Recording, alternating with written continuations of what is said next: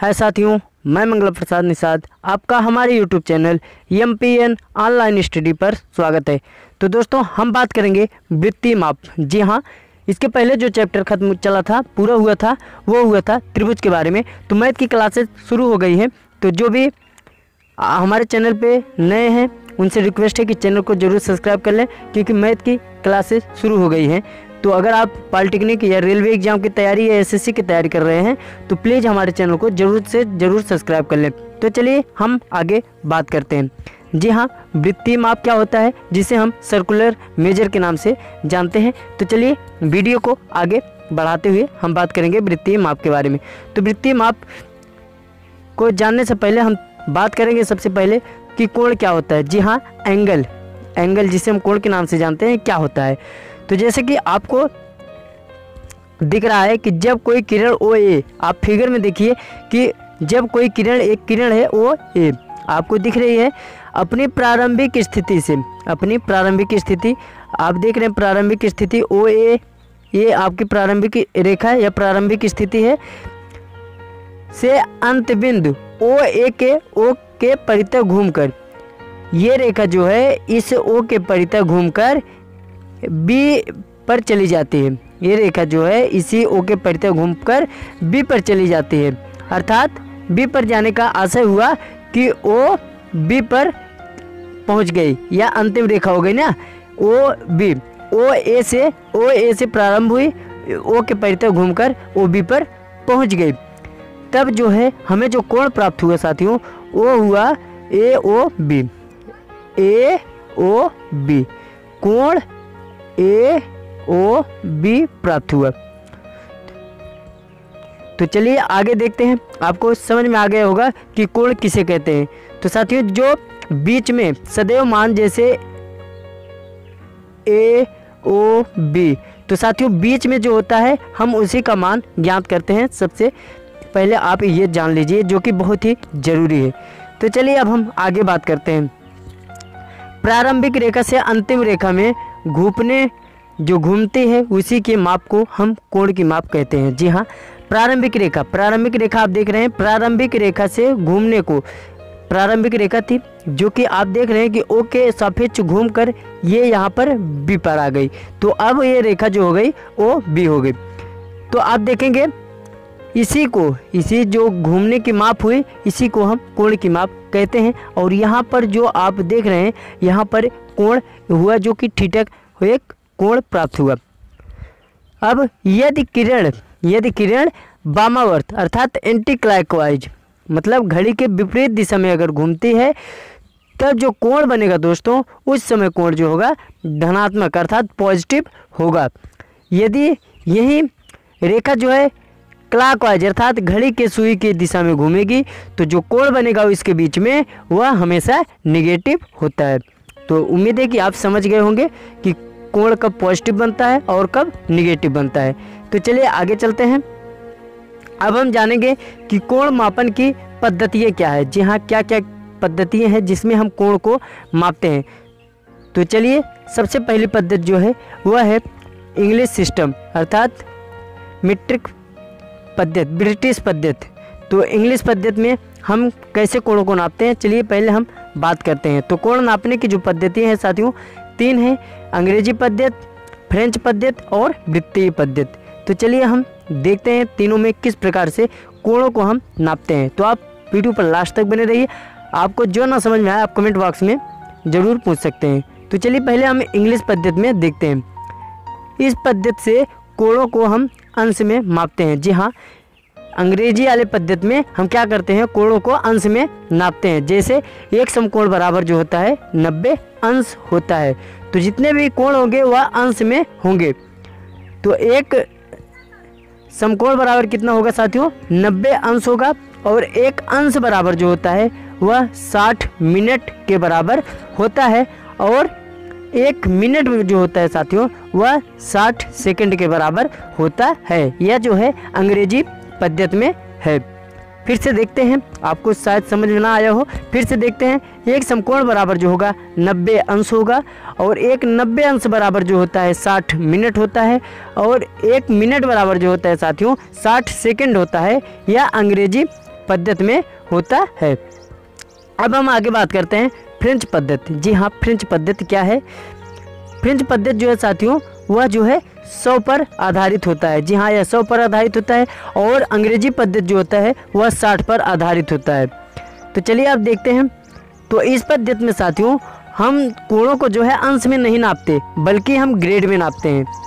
किस में नापते हैं? ग्रेड में मापा जाता है। जैसे एक समकोण बराबर जो होता है 100 ग्रेड होते हैं। जी हाँ, एक समकोण बराबर जो होता है 100 ग्रेड के बराबर होता है। और इसमें हम देखे थे कि एक समकोण जो है 90 अंश के बराबर, इसमें हम अंश में मापते थे और इसमें फ्रेंच में हम ग्रेड में मापते हैं।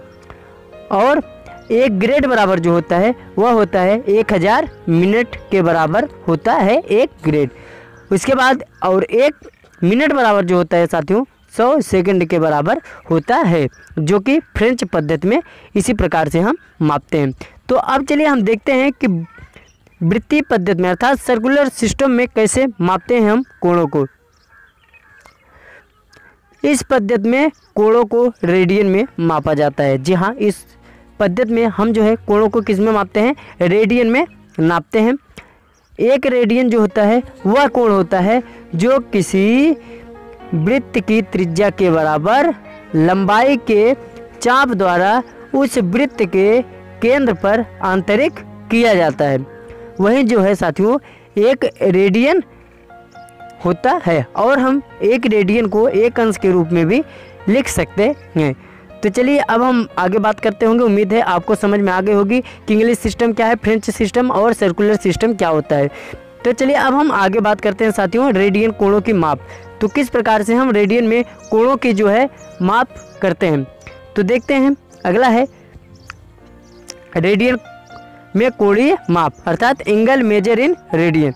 तो इसमें देखते हैं कोण अर्थात थीटा बराबर जो होता है साथियों वह होता है सूत्र जो है चाप की लंबाई अर्थात x बटे त्रिज्या अर्थात r।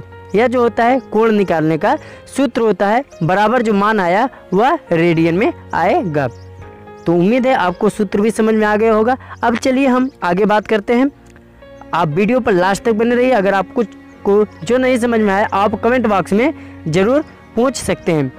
अगला है किसी वृत्त की त्रिज्या एवं उस चाप द्वारा बनाया गया कोण। जी हाँ, किसी वृत्त की त्रिज्या, आप त्रिज्या अर्थात r केंद्र पर बनाया गया कोण, जो केंद्र पर कोण बना उसे हम क्या कहते हैं? रेडियन कहलाता है। जैसे कोई त्रिज्या है, इस त्रिज्या को यहाँ से यहाँ तक आया, तो यहाँ से यहाँ तक ये जो कोण बना आपका बिंदु O अर्थात केंद्र पर जो कोण बना उसे हम क्या कहते हैं? रेडियन कहते हैं। आगे बात करते हैं जब वृत्त की त्रिज्या अर्थात r जो है उस चाप की लंबाई के समान हो, जो चाप हम डाले इसके लंबाई के समान हो, तो क्या होगा उस स्थिति में? OA बराबर जो होगा OA अर्थात चाप मतलब AO रेखाखंड AO बराबर जो होगा OB के बराबर होगा। और इसके बराबर क्या होगा साथियों? इन दोनों के बराबर जो होगा चाप होगा, जिसे हम AB के नाम से भी जानते हैं और OA के नाम से भी जानते हैं। इसे हम R के नाम से भी जानते हैं और इसे हम L के नाम से भी जानते हैं। तो कोण OAB जो कोण होगा साथियों AOB, कोण AOB यहाँ पर जो कोण बना वह आपका एक रेडियन कोण कहलाता है। उम्मीद है आपको समझ में आ गया होगा। चलिए अब हम आगे बात करते हैं जो कि महत्वपूर्ण तथ्य हैं इस चैप्टर के, तो हम उसके बारे में बात करेंगे। सबसे पहला है किसी कोण की माप को अंश से रेडियन में बदलने के लिए। जी हाँ साथियों, कोई कोण है उसके माप को अगर अंश में दिया है तो हमें रेडियन में बदलना है। तो रेडियन में बदलने के लिए क्या करते हैं? हम पाई बाई 180 अंश से क्या करते हैं? गुणा कर देते हैं। जी हाँ, अगर हमें अंश से रेडियन में बदलना है तो पाई बाई 180 से हम क्या करते हैं? गुणा कर देते हैं। अगर उल्टा हमें करना है, रेडियन से अंश में बदलना है, तो हम उसी को उल्टा कर देंगे, 180 बटे पाई से हम फिर उसमें गुणा कर देंगे तो हमारा जो मान आ जाएगा रेडियन से अंश में आ जाएगा। तो बहुत ईजी है रेडियन से अंश में बदलना और अंश से रेडियन में बदलना। तो चलिए अब हम आगे बात करते हैं जो कि कुछ मोस्ट इम्पॉर्टेंट है। आप घड़ी के चैप्टर जब पढ़ेंगे तो उसमें आप देखेंगे यह जो है बहुत ही लाभदायक होगा आपके लिए। तो मिनट तय करने में, जी हाँ, कोई भी घड़ी जो है 1 मिनट तय करने में मिनट वाली जो सुई होगी साथियों 6 डिग्री का कोण बनाएगी और घंटे वाली जो सुई होती है वह 1/2 अंश का कोण बनाती है, अर्थात 0.5 अंश का कोण बनाएगी 1 घंटा 1 मिनट जो है तय करने में। अब चलिए हम आगे बात करते हैं घड़ी की सुइयाँ। जी हाँ, घड़ी की सुइयाँ जो है प्रत्येक 65 सही 5/11 मिनट बाद क्या होती है, संपाती हो जाती है। जी हाँ, घड़ी की जो सुइयाँ होती हैं वो 65 सही 5/11 मिनट बाद जो है कैसी हो जाती हैं, संपाती हो जाती है। अब हम कुछ सूत्र है जो कि आपको सवालों में आता है, आप इसको तैयार कर लेंगे तो आपको बहुत ही इजी हो जाएगा और कहीं भी किसी का भी मान निकालने में आपको बहुत ही आसानी हो जाएगी। जैसे आप इन मानों को अगर ज्ञात कर लेंगे तो आपको बहुत ही आसानी हो जाएगी। जैसे 180 अंश को हम क्या लिख सकते हैं, तो 180 अंश को हम पाई सेंटीग्रेड के नाम से भी जानते हैं। उसके बाद पाई/2 अर्थात पाई बराबर 80 होता है, तो पाई/2 अर्थात पाई 180/2 कर देंगे तो मान जो आ जाएगा 90 अंश आ जाएगा। उसके बाद आगे देखते हैं, अगला है पाई/4। जी हाँ, पाई का मान 180 है तो पाई/4 180 भागे 4 करेंगे तो मान जो आएगा वह 45 अंश आएगा। तो बहुत ही आसान है, आप इसको एक बार जरूर याद कर लेंगे। उसके बाद पाई/3 जहाँ लिखा है आप जान जाएंगे कि पाई का मान 180 है, तो 180 बटे आप 3 करेंगे तो मान जो आएगा साथियों वह 60 अंश आएगा। उसके बाद पाई/6 है अर्थात 180/6, तो आप डिवाइड करेंगे 30 अंश आ जाएगा। और उसी प्रकार 2पाई/3 कहीं अगर दिया है तो आप जान जाइए 2 पाई का मान 180 है तो 180 गुणे 2 करेंगे भागे आप 3 करेंगे तो मान आएगा 120 अंश। तो साथियों कैसी लगी आपको हमारी वीडियो, आप कमेंट बॉक्स में ज़रूर बताएं। फिर मिलते हैं हम अगली वीडियो में, तब तक के लिए धन्यवाद, थैंक यू।